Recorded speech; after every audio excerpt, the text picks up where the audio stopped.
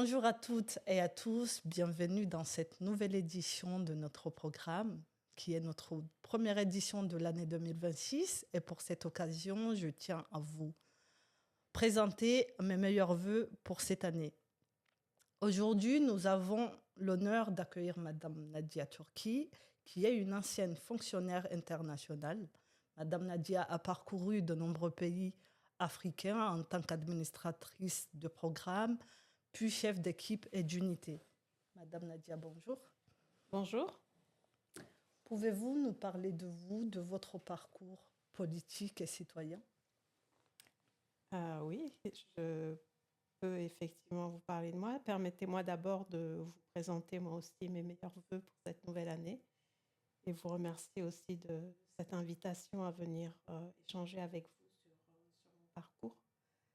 Vous parliez de parcours citoyen et politique. Je préfère dire citoyen tout court parce qu'on a tendance à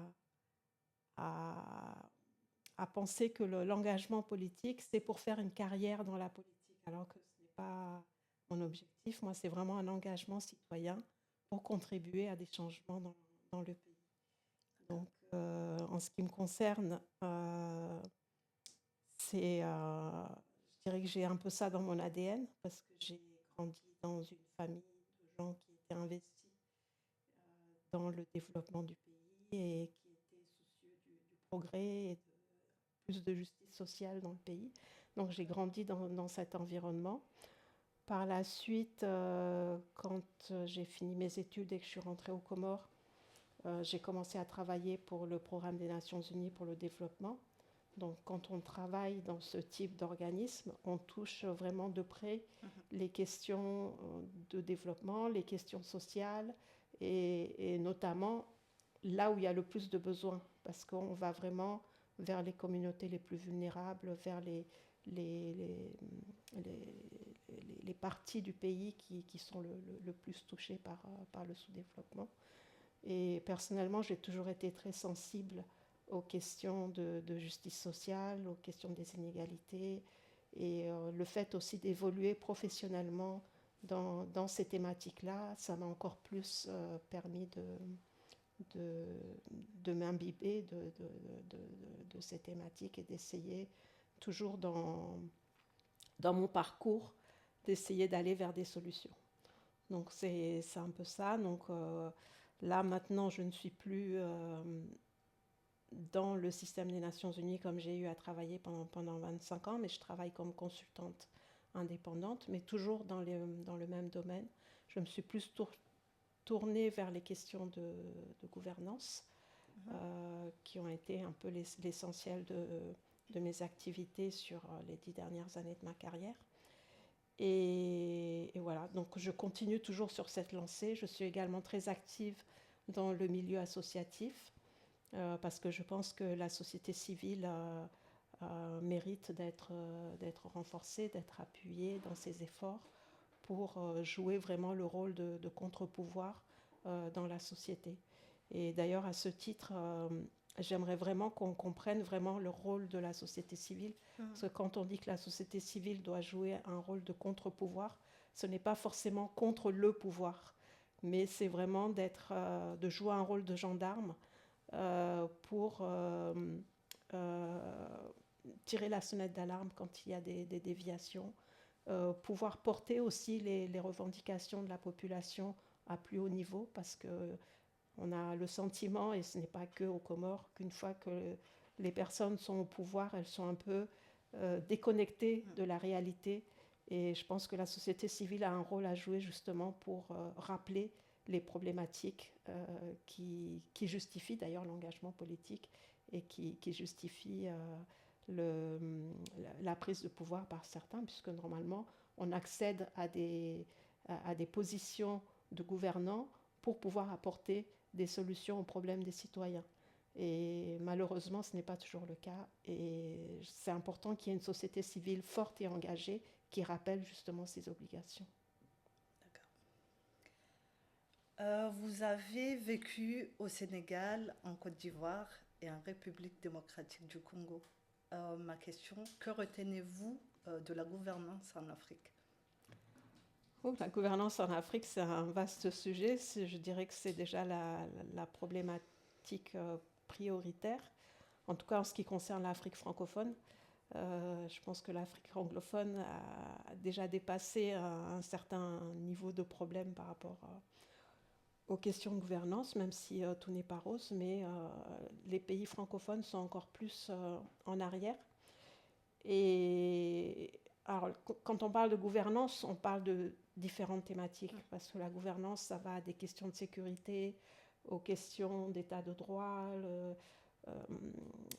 l'inclusion, la participation citoyenne, le développement humain, les fondements qui font qu'il y a un développement économique ou pas. Donc, d'un pays à un autre, évidemment, les réalités sont différentes. Certaines thématiques seront mieux abordées dans certains pays que d'autres. Déjà, si je devais classer en termes de gouvernance les pays où j'ai eu à travailler, je mettrais peut-être au top le Sénégal. Ensuite, il y avait la Côte d'Ivoire et puis la RDC en dernier. Et je ne sais pas si je situe les Comores avant ou après la RDC. Donc voilà, c'est pour vous dire comment moi j'appréhende et c'est pas même quand je dis que le Sénégal c'est au top, il y a encore beaucoup de choses à régler. Mais ce que j'ai apprécié du Sénégal, c'est déjà l'engagement citoyen, la manière dont la société civile est organisée et pèse vraiment dans les grandes décisions du pays. Et il se trouve que j'étais là-bas en 2011-2012 quand il y a eu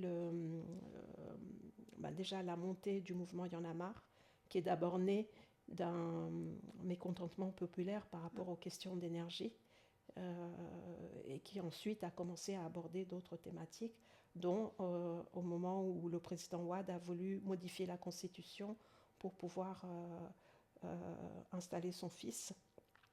Et donc là, la société civile, elle a réussi à mobiliser l'opinion populaire pour empêcher cette modification de la Constitution. Elle a également mobilisé pour que la population aille voter. Le fait que la société civile soit organisée, elle joue vraiment un rôle de sentinelle au moment des élections. Donc il est très difficile de frauder. Donc voilà, c'est toute une organisation en fait qui fait qu'à tous les stades, à tous les niveaux de décision, la société civile, elle est là, elle est éveillée, elle est consciente des enjeux et elle engraine en fait la population à réagir à chaque fois qu'on veut prendre des décisions qui vont aller à l'encontre des droits de cette population. En Côte d'Ivoire, c'est un peu plus différent parce que c'est des problématiques déjà bon, il y a la politique qui instrumentalise les communautés et qui il y a eu une grosse enfin depuis la mort de Fouad-Boigny, il y a eu beaucoup d'instabilité dans le pays, ce qui fait que là la société civile a beaucoup plus de mal à s'organiser. Mais par contre, ce que j'ai trouvé en Côte d'Ivoire, c'est déjà une administration qui fonctionnait. L'administration laissée par Feu Houphouët-Boigny, c'était une administration fonctionnelle et avec des cadres compétents et voilà, qui savaient de quoi ils parlaient.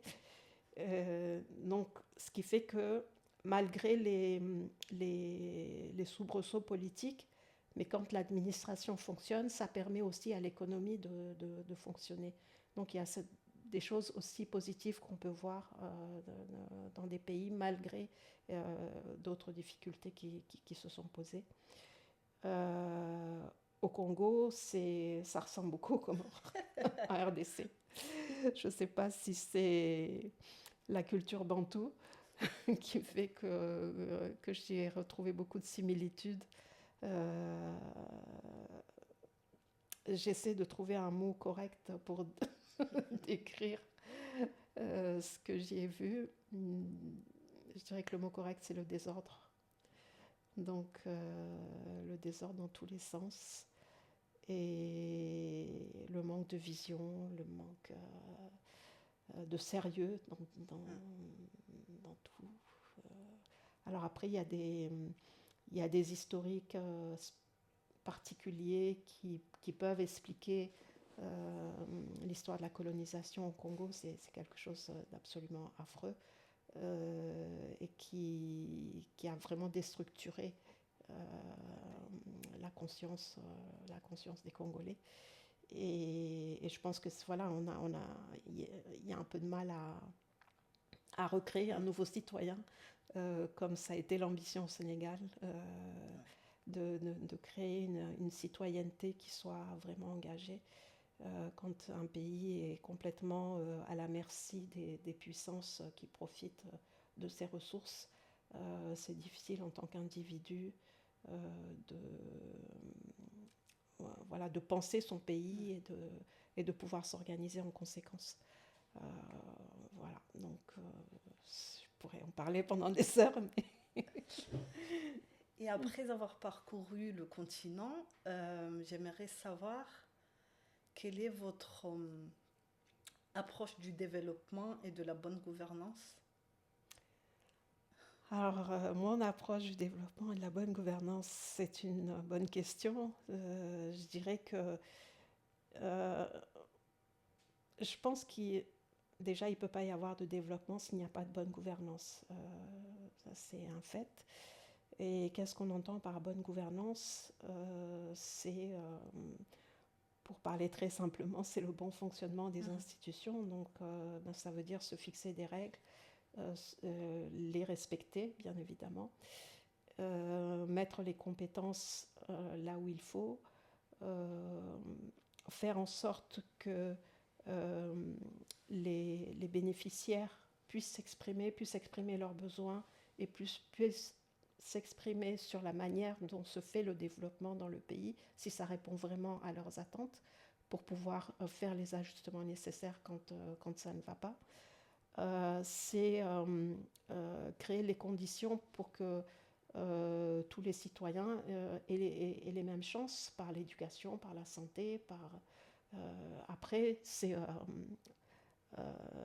comment dire, aux capacités de chacun de réussir ou pas, mais au moins que l'État mette en place les moyens pour que chacun puisse accéder à un minimum de compétences pour pouvoir participer au développement du pays, qu'il y ait des règles de fonctionnement, qu'il y ait une sécurité des investissements, qu'il y ait une justice qui fonctionne. Voilà, si déjà ça marche, je pense que le reste, on peut gérer. Et après, le développement, je pense que c'est une notion qui appartient à chacun. Et il y a des fondements, je dirais, ou des fondamentaux plutôt, qu'il faut mettre en place, l'éducation, la santé, la justice.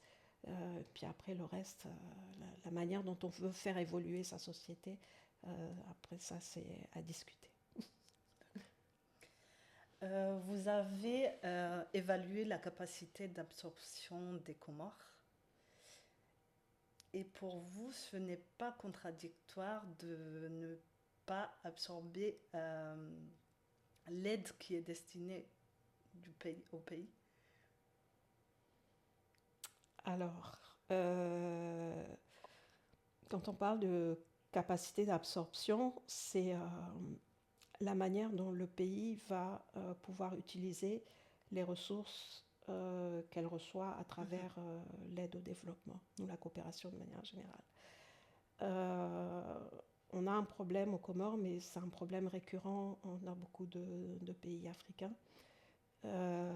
C'est déjà au niveau de la vision. Il n'y a pas une vision claire de la manière dont on veut développer le pays. Donc ça déjà, ça crée une sorte de confusion auprès des bailleurs, parce que si on ne sait pas ce qu'on veut, qu'est-ce qu'on va aller négocier avec eux? Et ce qui se passe en général quand il n'y a pas de vision, c'est que le bailleur va venir imposer la sienne. Chaque bailleur a son mandat, a son budget. il a des obligations de déboursement de ce budget. Donc lui, il va essayer de placer ça de manière à ce qu'à la fin de son mandat, il puisse justifier l'utilisation des ressources qu'il a eu à gérer. Et c'est ça qui crée déjà la confusion. Le fait que, comme il n'y a pas de vision, du coup, il n'y a pas d'appropriation. Et après, ben, c'est la porte ouverte, en fait, à un premier désordre. Même quand il y a une vision, je dirais, sectorielle, par exemple, un ministère qui a déjà une politique, une stratégie, etc. Mais souvent, on se rend compte que ces politiques ont été mises en place à un temps T avec une certaine équipe qui était là. Comme il y a beaucoup de rotation des responsables dans notre pays, entre le moment où on négocie le financement et le moment où le financement est là, il peut y avoir un changement d'équipe 1, 2, 3 fois. Et souvent, ceux qui reçoivent le financement ont d'autres idées dans la tête. Alors, ça peut être des idées qui vont dans le sens du portefeuille dont ils ont hérité, comme ça peut être tout à fait autre chose. Donc, là aussi, ça crée de nouvelles sources de confusion sur la manière dont l'aide est utilisée. Malheureusement, on n'a pas toujours les bonnes compétences dans les postes des personnes qui ont à gérer ces fonds-là, ou au moins à suivre le déroulement des projets. Donc, voilà. Vous pouvez comprendre donc, comment crescendo les conséquences se font sur le terrain. Donc, c'est ça qui amène, au bout du compte, à ce que les fonds qui sont réservés pour les Comores, on a du mal à les débourser parce qu'il y a tellement de blocages institutionnels, des blocages au niveau des compétences, des blocages au niveau même des déboursements, ou même tout récemment, je ne vais pas citer le bailleur, mais ou peut-être qu'ils se reconnaîtront, c'est tellement petit chez nous, mais un bailleur qui a un projet de réfection des établissements scolaires. Donc déjà, c'est toute une bataille dans le ministère parce que chacun veut que ça soit l'école de son village qui soit... Donc il n'y a pas de réflexion en fait en termes d'effectifs, en termes de manière à prendre des décisions rationnelles par rapport aux problématiques de terrain, mais ça devient très vite subjectif. Une fois qu'on a réglé le problème de quelles écoles on va réhabiliter, on veut lancer les appels d'offres, mais il n'y a pas assez d'entreprises locales qui aient les matériels nécessaires, enfin, qui remplissent les conditions pour pouvoir répondre à l'appel d'offres. Donc, et tout ça, ça prend... alors, un projet, par exemple, qui est ciblé sur 2 ans, 3 ans, il peut prendre 5 ans à cause de tous ces problèmes qui doivent être réglés au préalable avant de pouvoir être exécuté. Donc ça aussi, ça affecte la capacité d'absorption du pays. D'accord.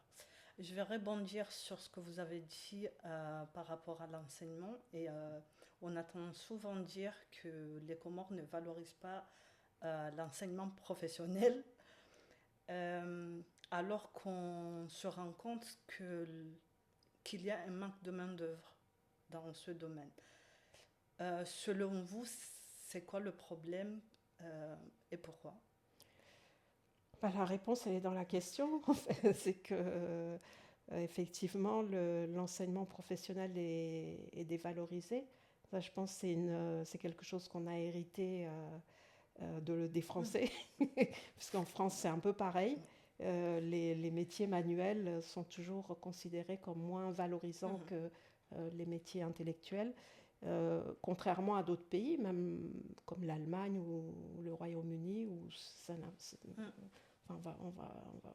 on n'a pas du tout le même jugement sur ce type de métier. Bon, nous, on a arrêté de ça. Et donc, il y a déjà ce problème déjà de perception. Et puis, en plus, on a effectivement un problème de qualité de l'enseignement professionnel qui fait que même si, alors déjà l'électricien il est dévalorisé, mais en plus l'électricien qui n'est pas compétent encore plus. Donc ça alimente encore plus la dévalorisation de ces métiers. Et voilà, donc on tourne en rond avec ça. Donc il y a beaucoup de projets, on entend, il y a beaucoup de projets qui sont annoncés d'améliorer l'enseignement professionnel, mais concrètement, on n'arrive pas encore à voir, peut-être que c'est trop tôt, on n'arrive pas encore à voir de changement réel. Les entreprises se plaignent qu'elles n'arrivent pas à recruter de bons ouvriers qualifiés. Les particuliers se plaignent qu'ils n'ont pas un service. Et puis voilà, donc il y a beaucoup de gens qui ont appris sur le tas et avec plus ou moins de succès, et on fonctionne tous un peu dans cet à peu près là. Et voilà, on a du mal en fait à asseoir une vraie politique de remise à niveau de ces effectifs, et que les entreprises puissent aussi bénéficier d'une expertise qui soit mieux qualifiée.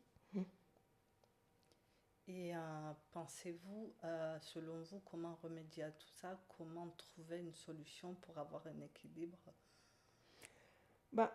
Je sais qu'il y a eu des états généraux de l'éducation il y a quelques mois. Je n'ai toujours pas vu le rapport. Mais je pense que c'est justement en posant les problèmes sur la table, et les solutions, elles existent en fait. Quand il y a une vraie volonté politique, il y a des établissements. Je sais qu'une fois, j'avais travaillé sur les questions de l'emploi et de la formation professionnelle, et j'ai constaté qu'il y avait 70 établissements d'enseignement professionnel dans le pays. Après, il faut voir dans quel état. Donc, et puis la plupart proposaient un peu les mêmes filières.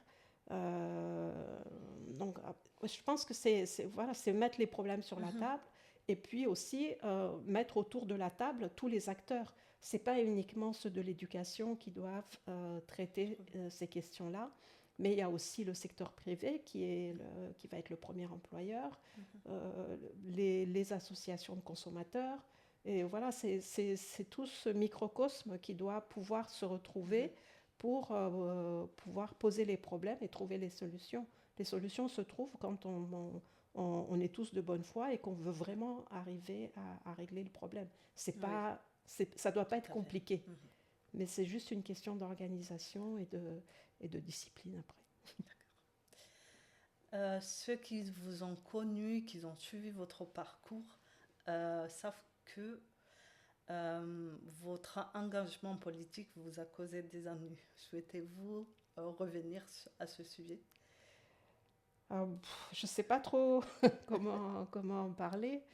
Effectivement, mon engagement m'a causé des ennuis, mais moi j'ai plutôt tendance à relativiser, parce que il y a des gens qui en sont morts, il y a des gens qui sont toujours en prison, il y a des gens qui ont été enlevés, qui ont été privés de liberté pendant plusieurs mois. Moi, je n'ai été que mise sous contrôle judiciaire. Donc, alors, le dire comme ça, peut-être que je minimise aussi la question, et je ne veux pas non plus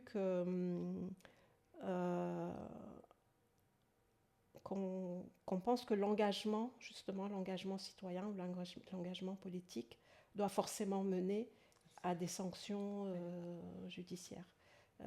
Parce que là, on tue l'engagement politique, on tue l'engagement citoyen. Et c'est ce qui se passe d'ailleurs. On en est venu à une banalisation du fait d'être arrêté parce qu'on a dit qu'on n'était pas d'accord avec une décision du gouvernement ou avec un acte d'un gouvernant ou d'un député, etc.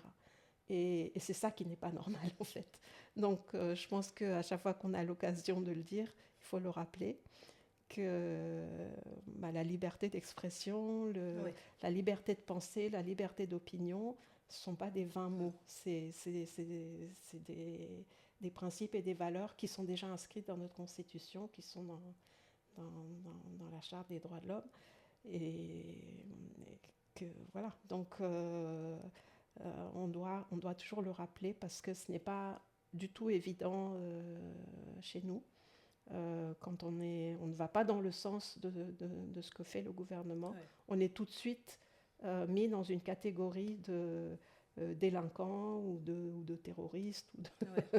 Et ça n'est pas normal. Voilà. Il faut pouvoir accepter la contradiction, accepter que des gens ne sont pas d'accord avec vous et discuter, discuter, argumenter, Ouais. mais pas enfermer et pas fermer la bouche aux gens qui parlent. Et encore moins les priver de liberté. D'accord, merci. Euh, on constate qu'au pays, il y a tout à refaire, que ce soit l'énergie, la santé, l'éducation, la salubrité. Et j'aimerais savoir, selon vous, vous pensez qu'on devrait commencer par où pour changer les choses? Ça, c'est une Ou question essayer très difficile. d'améliorer les choses pour... Je pense que si chaque gouvernant avait juste choisi un sujet à régler, on serait déjà avancé sur pas mal de problématiques. Moi, personnellement, je mettrais la justice comme priorité, parce que je pense que la justice, ça a des embranchements avec beaucoup d'autres thématiques. Et le fait qu'il n'y ait pas de justice, ça crée de l'insécurité pour tout le monde et pour le respect des droits humains, et pour les investissements, et pour la propriété, et pour tout. Donc, je pense que si déjà on réglait le problème de la justice, ça permettrait déjà de souffler un peu et de réfléchir aux autres problèmes. Et malgré tout ça, malgré tout ce qui se passe, on se rend compte, et on en parle très souvent, que la diaspora reste inaudible face à tout ce qui se passe au pays. Quel est votre regard à ce sujet? Reste inaudible, je ne suis pas sûre de bien comprendre la question. Que la diaspora ne réagit pas ou reste, fait comme si ferme les yeux par rapport à tout ce qui se passe au pays? Bon, déjà, moi je constate en tout cas depuis 2019, que la diaspora est beaucoup plus impliquée dans ce qui se passe au pays qu'elle ne l'a été auparavant. Après, l'efficacité, on peut en parler, mais en tous les cas, elle s'implique. Okay. Et il y a beaucoup, et puis je pense que les réseaux sociaux aussi aident à ce que il y ait, enfin en tout cas, on enregistre des réactions de part et d'autre. Après, pour moi, le problème, c'est pas tant que la diaspora agisse ou n'agisse pas, mais c'est la manière dont elle agit. Et déjà, on n'a pas une diaspora qui est organisée. Quand on dit la diaspora, c'est qui ? Voilà, chacun se proclame en fait représentant de la diaspora. Il y en a même qui viennent au pays, qui restent pendant des années, qui continuent à se dire représentant de la diaspora. Bon, dans ce cas-là, moi aussi, je suis on a tous été à l'extérieur, on est rentrés, mais une fois qu'on est rentré, on est sur place. On est sur place. Donc la diaspora, c'est un peu un fourre-tout. Et je pense que pour qu'elle soit vraiment audible, il faudrait déjà qu'elle s'organise. Et moi, il y a une chose qui me fend le cœur quand je vois, j'étais dans différents pays justement par ma carrière, et partout j'ai trouvé des Comoriens. Et ce qui m'a attristée, c'est de voir que les Comoriens en dehors des Comores ne se réunissent pas en tant que Comoriens, mais on va se réunir, on va faire l'association de Moroni, l'association de Mutsamoudou, l'association de Mitsamiouli, l'association... Et je pense que c'est pas quelque chose qui aide à structurer une vision du pays. On reste chacun entre nous avec sa petite communauté, ses petits problèmes, et ça, pour moi, ça ne nous aide pas à nous élever.